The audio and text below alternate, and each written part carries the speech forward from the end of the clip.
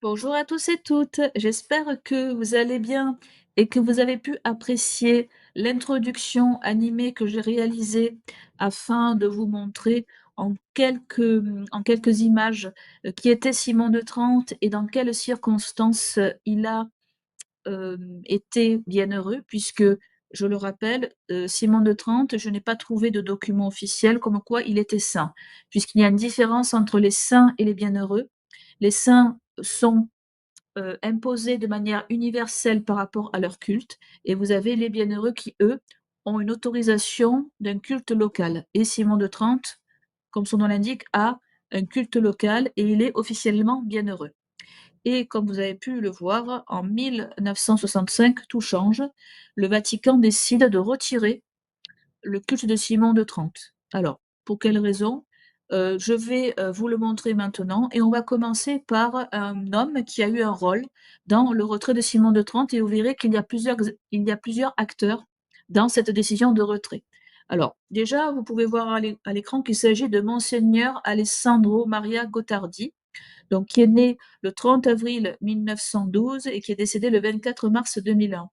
Donc, ce qui est très intéressant, c'est que là, c'est une génération de clercs qui a connu l'Église à Vatican II, mais qui a quand même adhéré aux hérésies. Ce qui signifie que l'ordination, notamment en tant que prêtre de Monseigneur Gottardi, eh bien, était valide, mais malheureusement, il a adhéré à des hérésies. Et on va les voir. Donc, je vous montre à l'écran une citation qu'il a faite, notamment le 28 octobre 1965. Et il parle notamment de la révision du procès de Simon de Trente. Et il dit ceci, donc c'est très intéressant parce que Monseigneur Gottardi associe le retrait du culte de Simon de Trente au fait de le faire correspondre à Vatican II. Donc je vous lis. La révision du procès a conduit à des conclusions dues en hommage à la vérité et à la charité. Nous constatons avec une vive satisfaction à l'heureuse coïncidence par laquelle elles correspondent pleinement à l'esprit et aux documents du Concile Vatican II. Donc, pour vous dire que la citation, alors excusez-moi, il y a des petites erreurs puisque il y a juste marqué vive satisfaction, la heureuse. Alors voilà, je me suis permise de bien vous les énumérer oralement parce que c'est une traduction que j'ai faite de l'italien et la traduction peut avoir quelques petits défauts.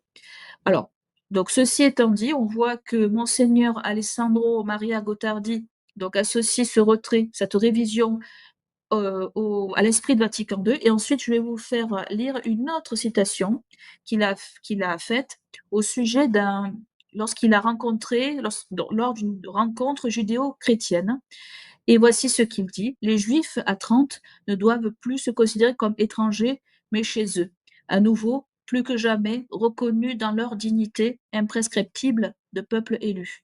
Donc on voit que Monseigneur Gottardi reconnaît pleinement la théologie des deux alliances, puisque le fait de déclarer les Juifs, entre guillemets, de peuple élu, et en plus il dit imprescriptible, c'est-à-dire qu'elle dure ad vitam aeternam, eh bien ça signifie une adhésion pleine et entière à la théologie des deux alliances que je ne cesse de dénoncer. Donc moi, si vous voulez, ça me fend le cœur de découvrir que une génération de clercs qui étaient validement ordonnés, eh bien, adhèrent aux hérésies de Vatican II. Alors, je vais commencer, enfin, je vais vous afficher à l'écran un autre clerc moderniste qui a eu je dirais, un poids dans la décision de retirer le culte de Simon de Trente. Il s'agit du prêtre Hyginio Roger, donc né en 1919 et décédé en 2014. Et on voit que c'est une génération encore de clercs qui a connu l'Église en Vatican II. Et celui-ci soutient dans son ouvrage, donc je vous cite, aujourd'hui nous savons, alors c'est un ouvrage In Margine al Caso Simonino, donc il s'exprime par rapport à Simon de Trente et c'est une déclaration de 2006 et il dit ceci. Aujourd'hui, nous savons avec certitude que les Juifs de Trente n'ont pas tué le petit Simon. Si nous continuions à proposer cette thèse et à soutenir le culte d'un enfant non martyrisé, nous ne serions plus de bonne foi. À nos ancêtres, nous ne pouvons reprocher que d'avoir cédé aux préjugés de leur temps, et cela, si ce fut une erreur, ce fut du moins de bonne foi.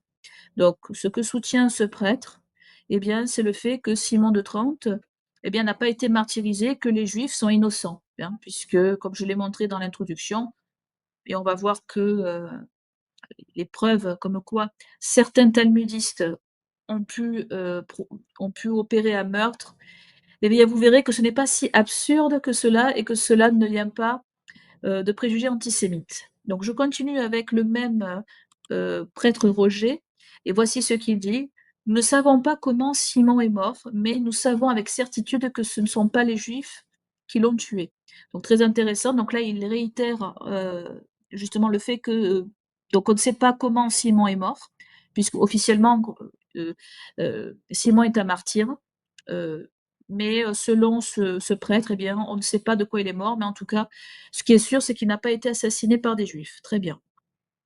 Alors là, je vous montre un autre clerc qui, c'est un dominicain qui se nomme Willard Paul Eckert, et lui aussi, alors c'est un spécialiste de l'histoire des procès de l'Inquisition et consultant du diocèse de Trente. Donc avant 1965, et justement, il a eu aussi un poids comme le prêtre Roger sur la décision de retirer le culte de Simon de Trente, et je vous lis. Le procès reflète, alors le procès justement par rapport au fait d'accuser les Juifs d'assassinat. Donc, citation, ouvrez les guillemets, le procès reflète non la vérité des faits, mais les préjugés anti-juifs de l'époque, partagés par l'évêque Hindenbach et renforcés par certains prédicateurs. Donc, l'évêque Hindenbach pardon, est un évêque qui figure dans l'introduction, hein, puisque principalement, c'est lui qui a accusé les Juifs d'avoir assassiné le petit Simon de Trente. Et après l'exécution des Juifs assassins, Hindenbach s'est euh, proposé et a favorisé le culte du petit Simon de Trente. Voilà, ça a été l'un des instigateurs de ce culte. Alors là, je vous montre à l'écran, vous avez reconnu le faux pape Montigny Paul VI à gauche, et voici le document officiel, enfin une lettre en tout cas, qui a été adressée à la Sacrée Congrégation des Rites. Et voici ce que dit cette lettre par rapport à Simon de Trente et comment ils ont justifié ce retrait. Donc, la lettre du 4 mai 1965 rappelle que les approbations donc accordée entre 1584 et 1588, n'était pas une canonisation et ne constituait pas un jugement magistériel sur un martyr historique. Donc c'est vrai que contrairement aux saints, comme je vous l'ai dit, les béaticiés ne font pas l'objet d'une canonisation universelle. Néanmoins, ça ne veut pas dire que les cultes ne sont pas fondés sur des éléments probants. Donc je continue avec ce que dit la lettre. Donc la lettre invite à appliquer le code, donc le code de droit canonique numéro 1284 du code de 1917. Donc voici ce qui est marqué. Les évêques doivent retirer prudemment du culte les reliques dont l'authenticité n'est pas reconnue. Et donc remet l'exécution de la mesure à l'archevêque de Trente. Voilà. Donc on voit, là je vous ai montré le document. Je vous montre cette fois-ci le décret du 25 mars 1966, et c'est à l'occasion de l'arrêt dédication de la chapelle du Simonino, car lorsque le Vatican apostat a retiré les reliques du culte de Simon de Trente, donc les reliques c'est son corps, eh bien je n'ai pas trouvé, malgré des recherches assez intensives que j'ai menées, je n'ai pas trouvé où le Vatican apostat a mis les reliques retirées. Il y a un certain mystère qui plane autour de ces reliques, et je vous avoue que cela m'attriste profondément, car la nouvelle chapelle depuis le 25 mars 1966 eh bien, ne contient plus les reliques du Simon de Trente, et il y a un certain mystère, comme je vous l'ai dit, sur le sort actuel des reliques. Bon. Alors, je vais vous lire notamment un document, enfin, ce décret traduit de l'italien. Donc, c'est, citation, ouvrez les guillemets, le désir que, conformément à l'esprit œcuménique promu par le Concile Vatican II, le dit lieu sacré devienne un centre de prière et d'études en faveur de l'unité de l'Église. Alors, comme vous vous en doutez, cette chapelle ne va pas promouvoir la conversion des talmudistes au catholicisme, mais c'est bien pour promouvoir les hérésies de Vatican II, Voilà, donc c'est malheureusement, encore une fois, nous a c'est une sorte de profanation, heu, spirituelle concernant, le Concile Vatican II. Alors maintenant, nous allons passer à, je dirais, une présentation très intéressante pour savoir si, selon, je dirais, les citations que je vous ai, montrées, est-ce que vraiment le Saint-Siège a fait preuve d'antisémitisme au point de déclarer martyrs des enfants qui ne l'étaient pas et qui avaient accusé faussement des Juifs de crimes rituels? Alors déjà, nous allons voir la bulle Lacrimabilem Judaeorum du 5 juillet 1247. Donc là, nous sommes, plusieurs siècles avant l'affaire du Simon de Trente et j'ai volontairement choisi, l'année 1247 pour vous montrer que le pape Innocent IV, condamnait les violences infligées aux Juifs en raison de fausses accusations de crimes rituels. C'est-à-dire, c'est ce que je vous avais expliqué dans une de mes vidéos, dont je vous mettrai le lien dans la description et j'avais expliqué que, tout au long de l'histoire de la chrétienté, les papes avaient émis des bulles, des dispositions juridiques afin de protéger les Juifs contre certaines exactions injustes.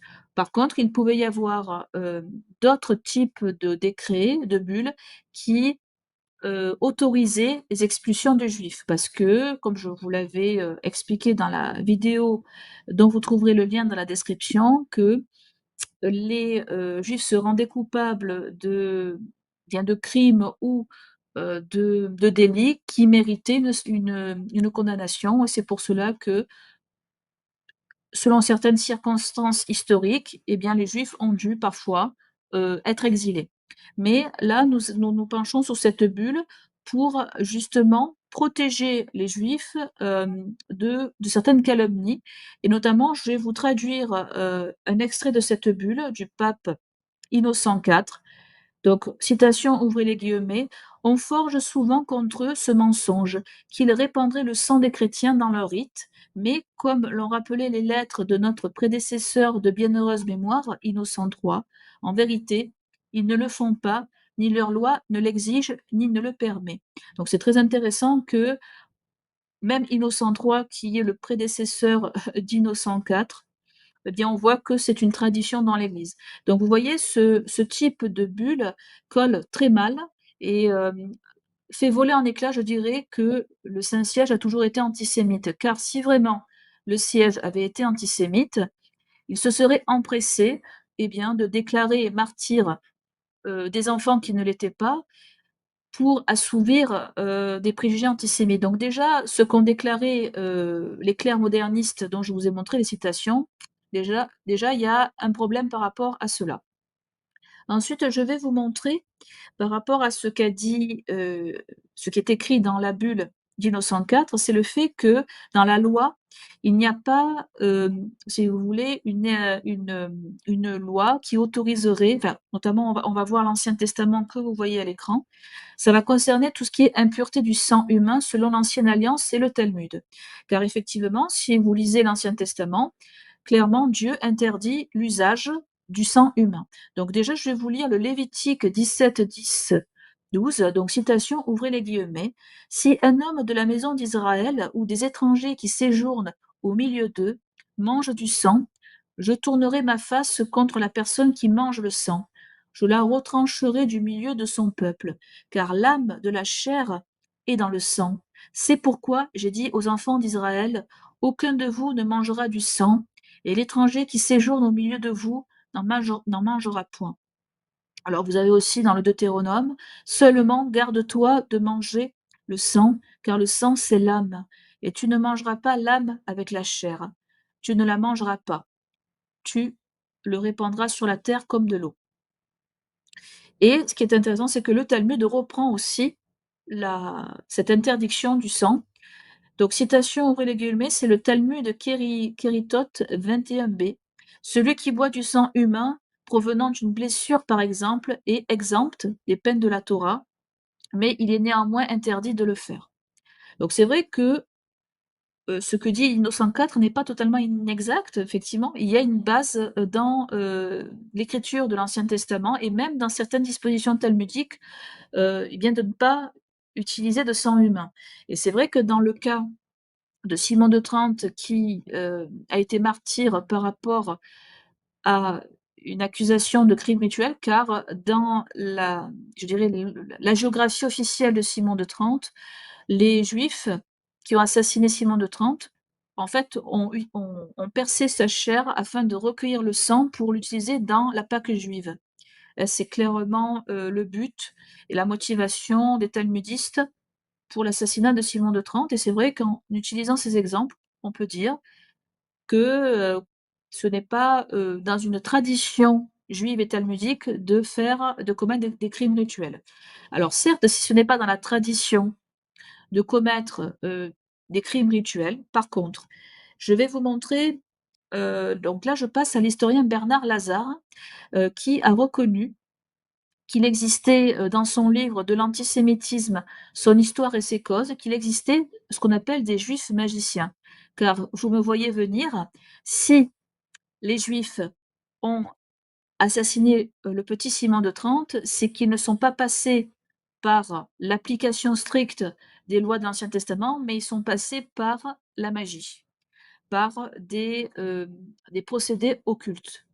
Et voici ce que dit, Bernard Lazare, bien que justement il ne soit pas catholique, mais je vais vous lire un extrait par rapport à cela, par rapport au crime rituel. Donc citation, ouvrez les guillemets: «Or, il est fort probable, certains même, que des juifs magiciens durent immoler des enfants. De là, la formation de la légende du sacrifice rituel. On établit une relation entre les actes isolés de certains goëths et leur qualité de juifs.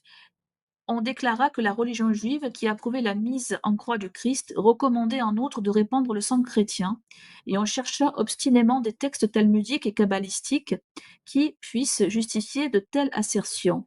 Or, ces recherches n'ont abouti que par la suite à de fausses interprétations, comme au Moyen Âge, ou de falsifications semblables à celles récentes du docteur Rouling, que M.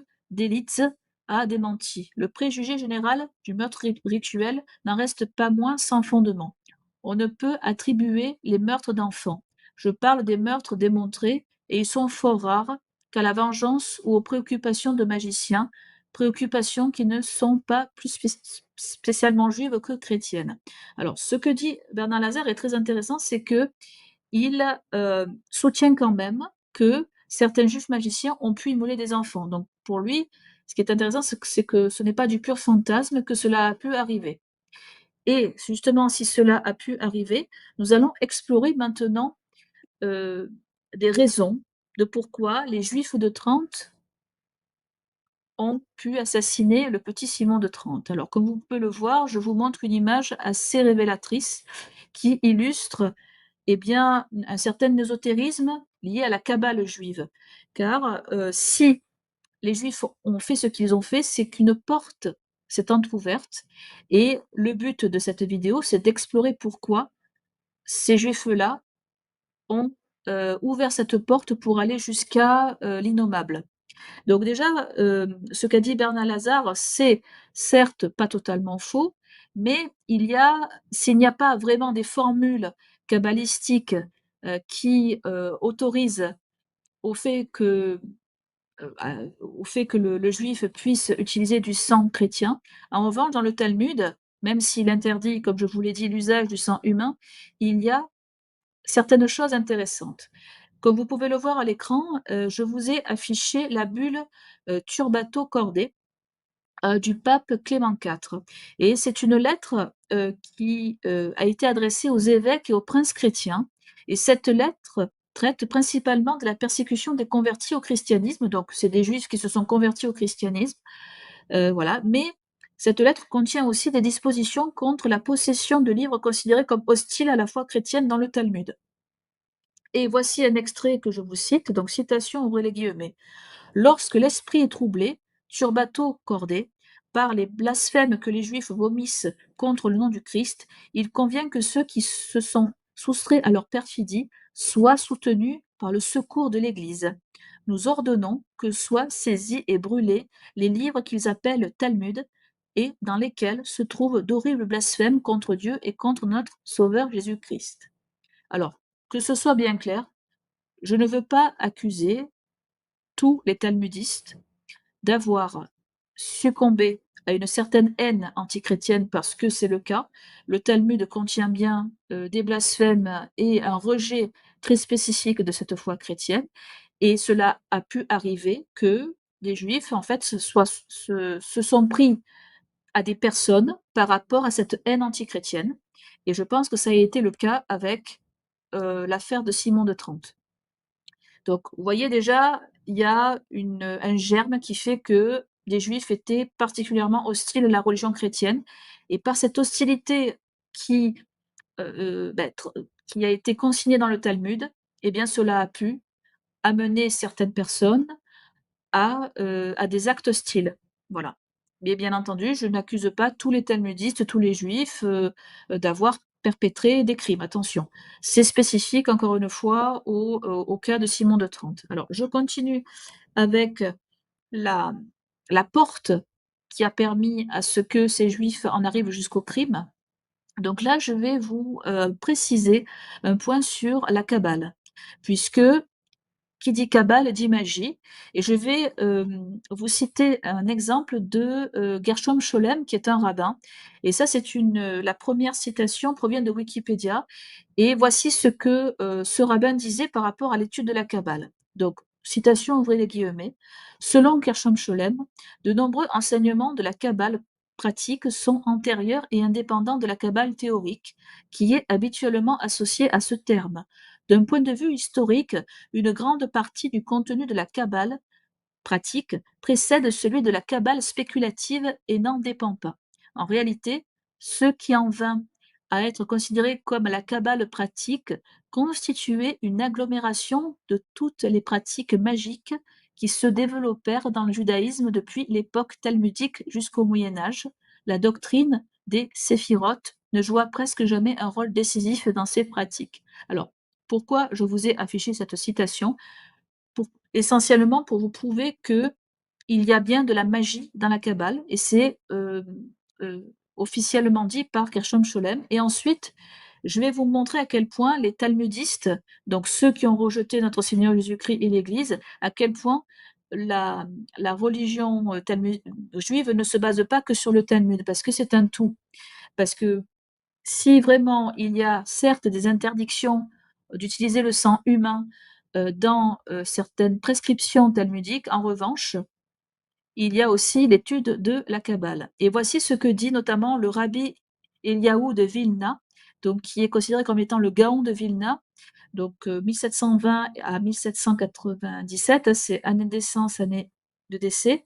Et je vous ai quand même mis la citation d'un rabbin qui est une figure majeure. Je n'ai pas pris n'importe qui, j'ai pris vraiment une référence parmi les autorités rabbiniques et voici ce qu'il dit par rapport à l'importance de la Kabbale dans l'étude du Talmud. Donc, citation ouvrez les guillemets, l'homme n'est pas né pour l'étude du Talmud seulement, mais aussi pour atteindre les profondeurs de la Torah cachée, car celui qui ignore la Kabbale est comme un aveugle qui marche dans l'obscurité. Donc, très important, c'est pour vraiment vous montrer que ceux qui se prétendent juifs de nos jours étudient forcément le Talmud et la Kabbale, ça va de pair, voilà.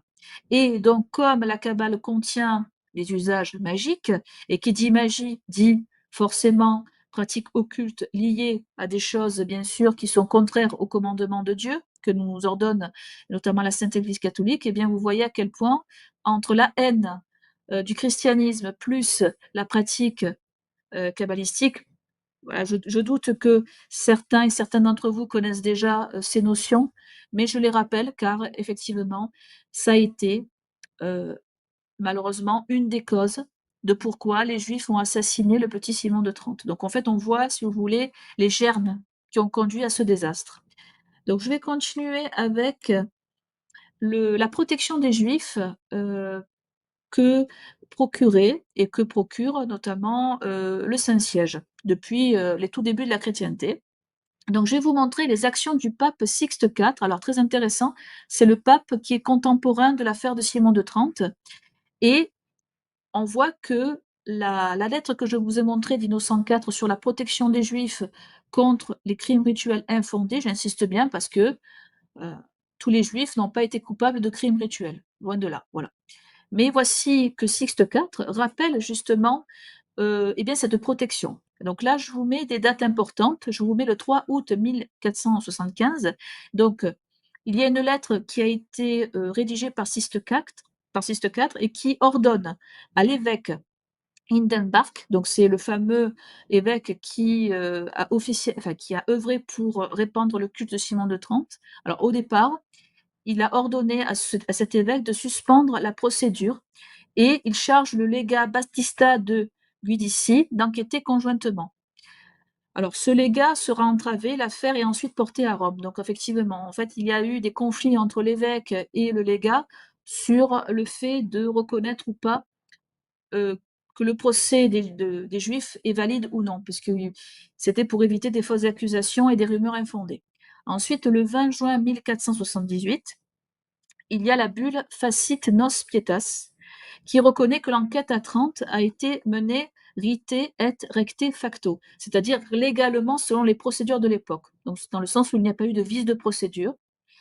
Et bien entendu, le, dans la manière dont le procès a été mené, il y avait bien sûr l'usage de la question. Alors la question, c'est la torture. Mais ça faisait partie de la manière dont eh bien, les juristes de l'époque et les élites de l'époque rendaient la justice. Donc, cette bulle donc, reconnaît légalement le procès et l'enquête aussi, sans se prononcer sur la culpabilité factuelle, et réaffirme la protection pontificale des Juifs et l'illicéité des procès pour meurtre rituel quand ils ne sont pas fondés. Donc, vous voyez que, encore une fois, le fait d'accuser le Saint-Siège d'antisémitisme, ça ne colle pas avec la réalité historique puisqu'il y avait des protections. Voilà. Ensuite, je vais continuer avec d'autres actions plus tard que vont mener les papes Grégoire XIII et Sixte V.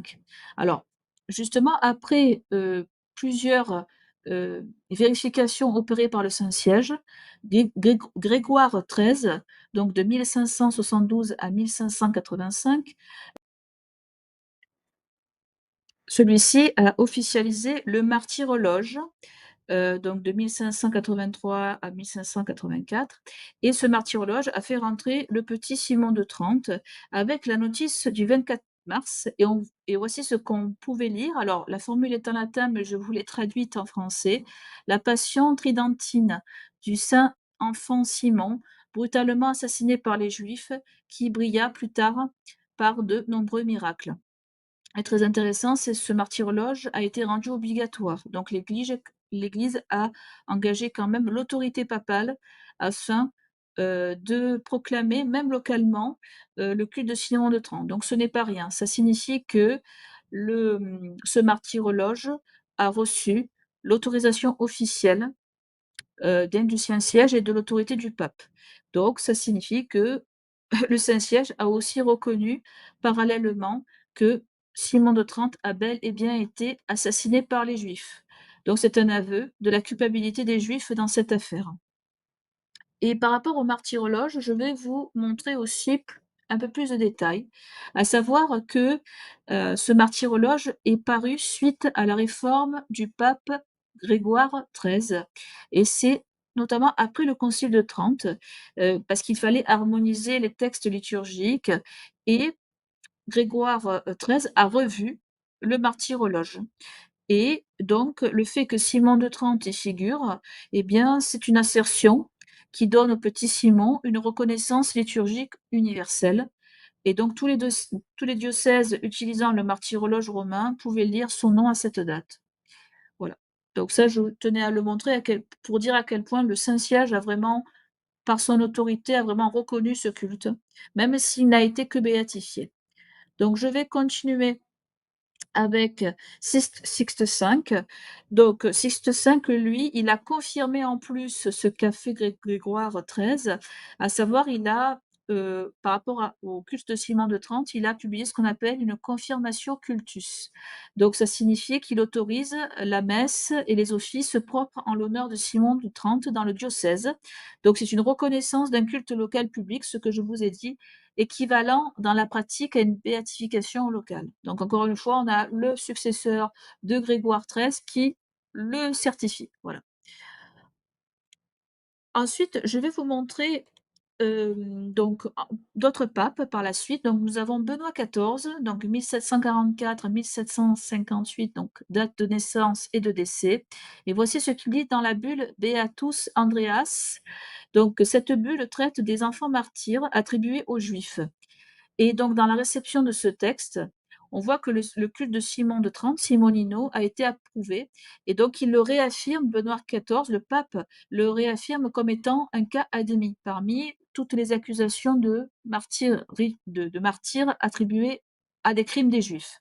Et ensuite, vous avez le cardinal Ganganelli, donc c'est le futur Clément XIV, et celui-ci, lorsqu'il était cardinal Ganganelli, il a écrit ceci, donc je vous lis: «À la demande d'une cour polonaise, le cardinal Ganganelli rédige un mémoire secret.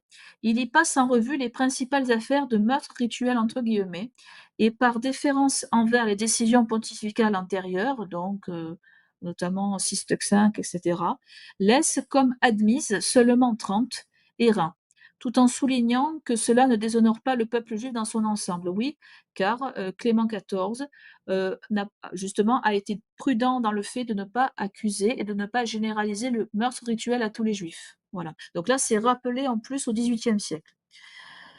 Alors ensuite, je vais vous montrer à quel point, le Saint-Siège, encore une fois, s'il en fallait encore une de preuve qu'il n'a jamais été antisémite, c'est parce que justement, je vous montre une liste, alors j'en ai listé que 3, mais il y en a bien plus. Ce sont les enfants non reconnus pour officialiser un culte par le Saint-Siège. Donc notamment, vous avez le cas, donc c'est un peu comme Simon de Trente, c'est-à-dire que ce sont des enfants qui auraient été assassinés par des juifs. Donc on a le cas de Anderl, donc qui s'appelle André von Rijn, donc c'est dans le Tyrol, donc c'est à peu près 1462, on a à peu près la même période que Simon de Trente. Donc c'est une affaire qui a éclaté donc à Tyrol. Donc c'est suite au fait que des Juifs ont été accusés d'avoir tué, cet enfant André près d'Innsbruck, pardon. Ensuite, il y a eu un fort culte local en Tyrol, mais par contre, le pape, Benoît XIV, dans la bulle que je vous ai lue, enfin que je vous ai montrée en tout cas, Beatus Andreas, n'a pas voulu officialiser un culte liturgique officiel parce que il manquait des preuves solides pour, eh bien, fonder le culte. Ensuite, il y en a d'autres. Il y a aussi Ladislaus Laszlo Dolomuk, donc en Moravie. Donc là, c'est un enfant qui est mort mystérieusement, rapidement entouré de rumeurs d'homicide rituel. Un culte spontané né, mais Rome n'autorise pas de reconnaissance officielle. En plus, je ne sais pas, je n'ai pas trouvé l'information. Je ne sais pas si ce Laszlo, heu, était, son meurtre, est-ce que ce sont des juifs qui ont perpétué son crime ou pas? Je ne sais pas. Par contre, pour le cas suivant, le troisième et le dernier, Dominguito del Val, donc à Sagaros, lui par contre, il a bien été supposément tué par des juifs. Donc il y a une dévotion locale en Espagne, mais cette dévotion n'a jamais été confirmée par Rome comme culte liturgique, et il est considéré par certains historiens comme une pure construction hagiographique. Donc voilà. Donc pour vous dire que le Saint-Siège, si vraiment il avait été antisémite, fanatique, bah, c'est sûr qu'il se serait pas cassé la tête, à, se baser sur des preuves et non pas pour accuser des gens de faux crimes, rituels, voilà. Et je vais montrer, aussi des bienheureux, qui ont défendu, pas uniquement l'évêque, mais aussi vous avez le bienheureux Bernardin de Feltre qui, a publiquement défendu le culte de Simon de Trente. Je vous montre ça vraiment pour, vous prouver que, des bienheureux et des personnes tout à fait dignes de confiance ont cru à ce culte au point pour le propager. Donc là, je vous cite un extrait de ce qu'a fait Bernardin de Feltre dans ses sermons, et c'est une biographie qui a été rédigée par Bernardino Guislino. Alors c'est un humaniste et juriste de Feltre, né en 1534 et décédé en 1580 et ce Guslino est l'auteur de la Vita Beati Bernardini Feltrincis, donc de Venise, et voici ce qu'il dit par rapport à Simon de Trente lié à Bernardin. Donc, vous avez la citation en latin que j'ai traduite en français. La passion de l'enfant de Trente, qui lui avait été infligée par les Juifs, fut publiquement prêchée par le bienheureux Bernardin dans ses sermons. Donc, on voit que Bernardin prêche, eh bien, effectivement, la passion de l'enfant et le fait. Donc, il approuve la version officielle de l'assassinat des Juifs envers le petit Simon. Et je vais vous montrer un autre bienheureux, Michel Carcano, je vous montre là des extraits de correspondance. Donc, c'est un saint qui a vu le jour en 1427 à Lomaso et qui est décédé le 20 mars 1484 à Lodi. Alors, dans les extraits de correspondance, je vais vous lire un passage le bienheureux Carcano a rédigé à l'attention de Hindenburg, donc le fameux évêque, donc le 13 juin 1477. Et voici ce qu'il dit par rapport au martyr de Simon. Du martyr Simon, novice soldat du Christ, qui aujourd'hui est vénéré, honoré et adoré par les fidèles presque partout dans le monde. Et ensuite, une autre lettre qui n'est pas datée, mais toujours destinée à l'évêque Hindenburg, qui dit ceci: Dans la défense de la cause du bienheureux Simon, Dieu sait avec quelle fidélité j'ai agi et j'agirai encore. Bientôt, je partirai pour Rome et j'espère assister personnellement à la détermination de la cause. Voilà. Donc, Carcano voulait plaider la cause du petit Simon afin que son culte soit officialisé, car ce qui a motivé le bienheureux Carcano à agir ainsi, c'est notamment un passage, toujours une lettre donc du 10 février 1477 à Hindenburg, qui dit ceci: En ce nouveau martyr, donc toujours le cas de Simon, le Dieu Tout-Puissant ne cesse de se glorifier par d'étonnants prodiges. Je ne tiens pas pour moindre miracle la conversion de 3 femmes juives. Quant à notre Georges, que j'ai présenté au peuple vénitien en le prêchant. Alors, Georges, c'est un des juifs qui a assassiné le petit Simon de Trente, et Carcano, dans cet extrait, parle de lui comme étant une preuve du martyre de Simon de Trente. Donc, c'est pour vous dire qu'également, autour de Simon de Trente, il y a des miracles. Et cela va m'amener à la fameuse conclusion. Donc, au travers de tous les éléments que je vous ai présentés, un simple constat s'impose. Non seulement le Saint-Siège, depuis au moins le Moyen Âge, n'a pas de préjugés antisémites ou anti-juifs, comme le soutiennent en substance les deux clercs favorables au retrait du culte de Simon de Trente, dont je vous affiche à nouveau les citations, mais comme vous avez pu le voir, hein, que le Saint-Siège a toujours fait preuve de prudence, au contraire, sur les accusations de meurtre rituel impliquant des talmudistes. Le Saint-Siège a même rejeté, faute de preuves convaincantes, l'officialisation d'un culte envers un enfant martyr, quand celui-ci n'était pas prouvé. Donc il est complètement absurde, en définitive, de parler de préjugés anti-juifs, alors que le Saint-Siège a déjà effectué toutes les procédures de vérification concernant le bienheureux Simon de Trente. Notamment, les bienheureux comme Michel Carcano ont plaidé la cause de Simon de Trente en relatant des miracles. Je vous rappelle qu'un bienheureux, même s'il a un statut différent d'un saint dans la mesure où son culte n'est pas imposé de manière universelle, il a néanmoins exercé ce qu'on appelle l'héroïcité des vertus, pareillement à un saint. Et l'héroïcité des vertus, cela implique une exemplarité telle qui écarte tout péché de mensonge volontaire, en accusant, pour exemple, des juifs de meurtre rituel alors qu'ils sont innocents. Hem Et de surcroît, je n'ai trouvé aucune information comme quoi le bienheureux Michel Carcano aurait menti au sujet des juifs assassins. De plus, il a livré un témoignage qui est à considérer comme digne de confiance. Et le témoignage est précieux car il relate des miracles suite précisément à l'intercession de Simon de Trente. Donc, en conclusion, c'est tout aussi absurde de soutenir que Dieu aurait opéré des miracles de conversion avec un petit garçon qui ne serait pas martyr. C'est vraiment aussi mépriser le témoignage authentique de bienheureux exemplaires, en soutenant au final qu'ils avaient succombé à des préjugés antisémites qui leur ont fait dire finalement des accusations infondées. Parce que soit c'est, le prêtre Higinio Roger ou encore le dominicain Paul Eckert qui ont raison, ou soit c'est le bienheureux Carcano. Car, au vu, de du fond des assertions, il y en a un qui se trompe, il y en a un qui a raison. Et je pense, à juste titre, que c'est le bienheureux Carcano, ainsi que les véritables clercs, du Saint-Siège qui ont officialisé le culte de Simon, qui ont raison dans cette affaire. Et de plus, pour en revenir à Montigny Paul VI qui mettait des éphodes autour du cou et a ouvertement contribué à détruire la messe catholique, on comprend pourquoi celui-ci a voulu effacer le petit Simon de Trente des Mémoires. On remarque donc que le Vatican apostat n'a pas agi avec l'amour de la vérité, mais pour propager l'hérésie du dialogue interreligieux et cette abominable théologie des deux alliances. Face à cette ambition des modernistes de faire table rase d'un passé soi-disant terriblement antisémite qui n'existe pas, ils ont officialisé de faux saints, comme Montigny Paul VI, et ont supprimé, à l'inverse, des cultes de véritables bienheureux.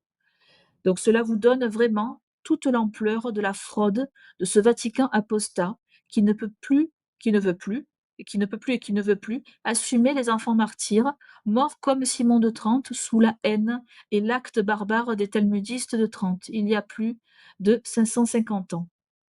Une telle institution ne peut pas être la Sainte Église catholique, qui, à l'inverse, elle, a soutenu et entretenu l'amour de la vérité et la vénération des bienheureux et des saints. Cette vidéo est maintenant terminée. Elle est un peu plus longue que d'habitude, mais j'ai souhaité vraiment vous exposer tout ce sujet qui aussi fait le lien avec l'actualité de potentielles accusations de meurtre rituel. Je vous remercie par avance de liker et de partager, car cela m'a demandé un travail soutenu et j'attends de vous de relayer cette vidéo.